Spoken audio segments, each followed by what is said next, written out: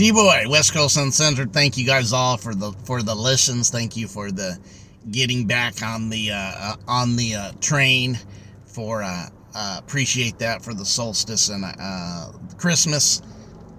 Even want to add a little bit more to that. A lot of the things that was practiced in Christmas, from the trees, lightings, to all that, is actually was done in different cultures during their winter solstice practices. That's a fact.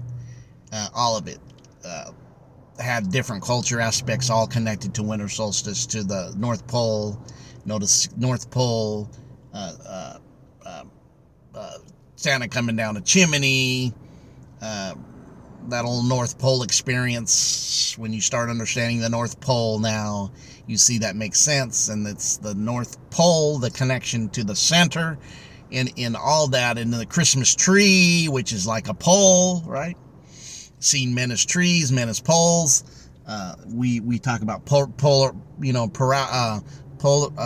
polar opposites all the time here, how we're dealing on a duality plane of polar opposites, and all that. So all that's there, connected to it, and I just wanted you all to know that it's all connected to it. And some of those, when I really started diving into it, because there's a time I was just like, I'm against it, because I see that the lies and the stuff that has been pushed in this, in the recent years, and in the recent times, and going back a few hundred, or whatever it could be. I don't buy all the timelines anymore.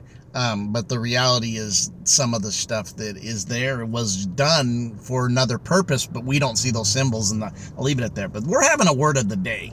Thank you for that. Listen, think about those things. A word of the day. I told you I had some good ones, and this one's called sorry. We've all said it.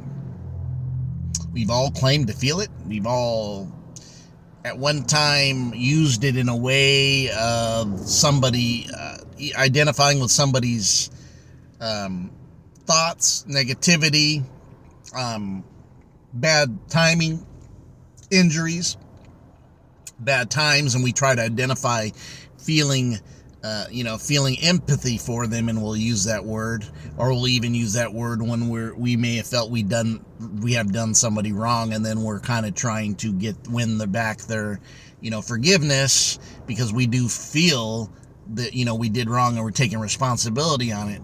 But when you start looking at this word, sorry, in etymology, wow, it's not what it means. In etymology, it actually means pain, worthlessness,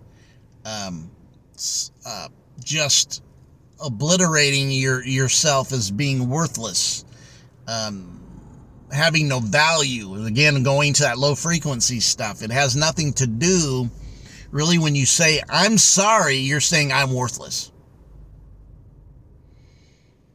When you say, I'm sorry, you're actually saying I'm worthless, I'm sick, I'm ill, I'm full of pain, I'm full of treachery, I'm no good. That's what it means. Yes. It's really not an apology.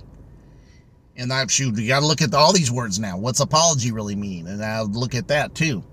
But the kindness of identifying, and we say it a lot by not even an action we may have did, having an ought with somebody, and we feel we need to let them know we I apologize for whatever I did, or however it made you feel, whatever it could be, which is very much good, and definitely should be honored when somebody has that kind of mindset, when they feel it and know it, and they're willing to humble themselves and to ask somebody to apologize for what maybe they've done or said, or mistakes they made. But when you say you're sorry and try to identify it, doesn't mean that. You're actually cursing yourself. You're ridiculing yourself. You're debasing yourself. You're saying you're sorry. You're saying you're worthless.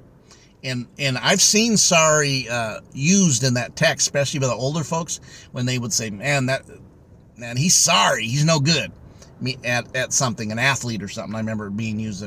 Man, they're always sorry. They're just not good at what they do. Would be really closer to what it means when you say you're sorry to somebody, or when many times I know that I have, when I said, oh man, I'm so sorry, when somebody identifies with, hey, they lost a loved one. Condolences, or I'll say I'm sorry. But when you look at the word sorry in etymology, no, you don't.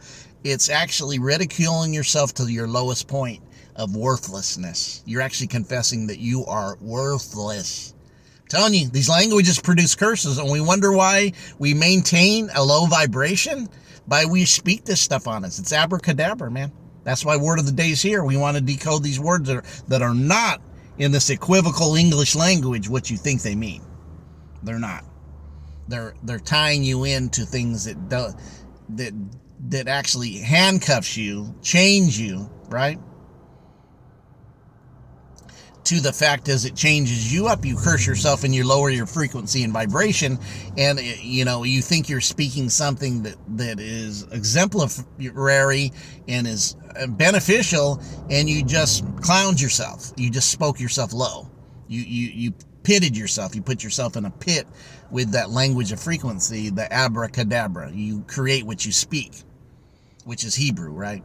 I don't know if you guys I did this word, and it's popping in my mind, but I'm going to show you how this works.